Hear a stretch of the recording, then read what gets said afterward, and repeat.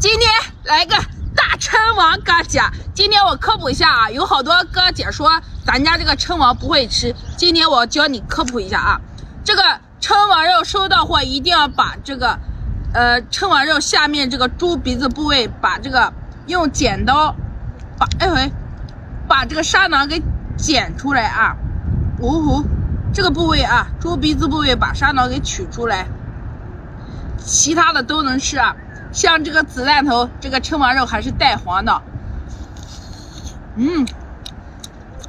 特别鲜。